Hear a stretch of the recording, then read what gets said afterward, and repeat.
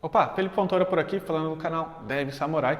E hoje eu estou aqui nesse vídeo para responder uma pergunta que me fizeram, na verdade, algumas semanas atrás.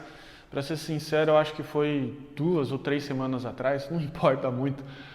Que é o que eu faria se eu tivesse começando a aprender programação do zero. Qual é o processo que eu utilizaria, quais eram as linguagens que eu iria aprender, como que eu iria aprender, se eu ia para uma faculdade, se eu iria fazer um curso, se eu iria aprender sozinho, no YouTube, lendo livro, ok? Eu estou aqui nesse vídeo para poder responder. Bom, para quem não conhece um pouco a minha história, visita lá o meu site, devsamurai.com.br. Lá tem uma área de sobre que conta um pouquinho melhor a minha história e seria legal você visitar lá para eu não precisar delongar muito nesse vídeo explicando e contando tudo de novo. Mas basicamente eu aprendi a programar em 1998, já faz aí quase 20 anos que eu estou nessa área de programação. E na época eu comecei a aprender através de um jogo com muita dificuldade em um livro velho, porque eu morava num sítio, morava numa chácara, e naquela época lá nessa chácara não existia internet, e a internet até, vamos dizer assim, no centro da cidade, nas grandes cidades, já era um pouco mais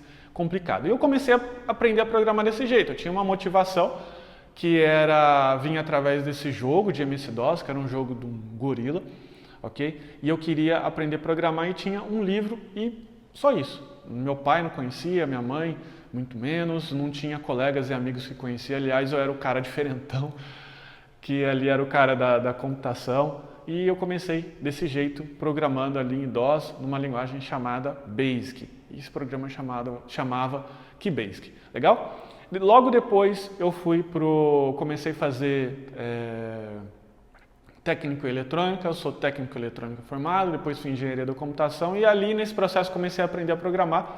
E o primeiro contato que eu tive com programação, vamos dizer assim, numa etapa profissional, foi no INPE, Instituto Nacional de Pesquisa e Espaço, em que tinha um projeto lá que eu tinha que programar em C. E depois disso eu vim aprendendo N linguagens de programação para poder resolver alguns problemas, como por exemplo, programação para web, programação embarcada, programação para dispositivos móveis, smartphone, ok?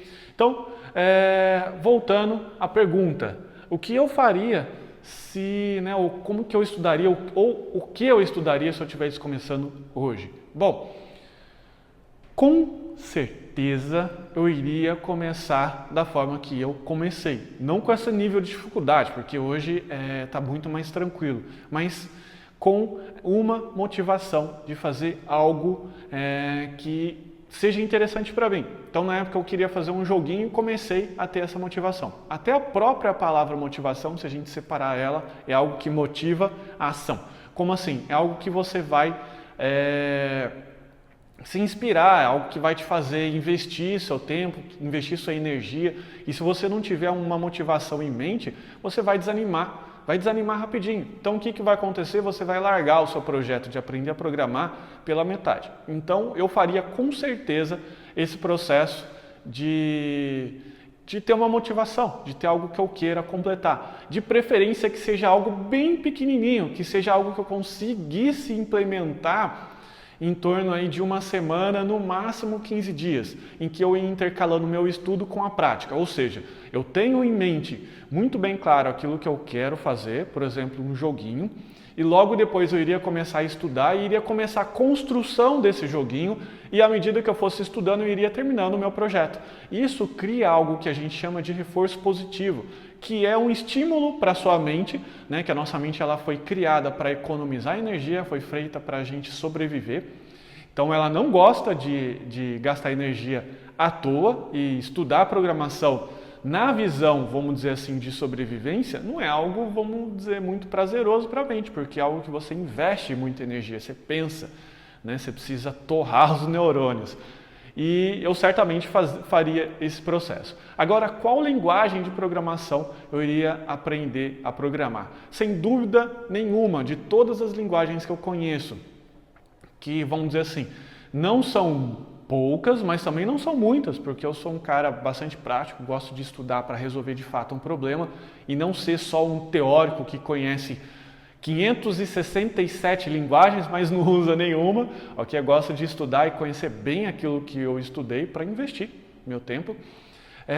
Mas voltando à questão, eu iria com certeza utilizar JavaScript. Por que eu iria utilizar JavaScript? Primeiro, porque eu não preciso baixar 365, que exagero, né? Eu não preciso baixar gigas aí para poder começar a aprender. Tudo que eu preciso é do Google Chrome ou do Firefox ou de um outro browser que você mais gosta e um bloco de notas que já está tudo isso instalado no seu computador, eu não preciso baixar nada.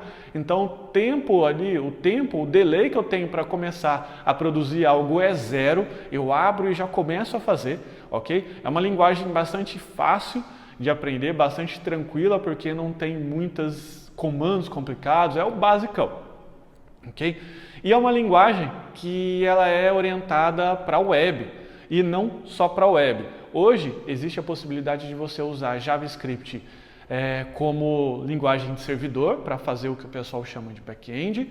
Dá para você fazer sites e dá para você fazer programas mobile. Então, com uma linguagem de programação, você consegue desenvolver tudo isso e tem um grande mercado de trabalho. Então, olha só que legal. É uma linguagem fácil de aprender, já tudo que você precisa fazer já está instalado no seu computador.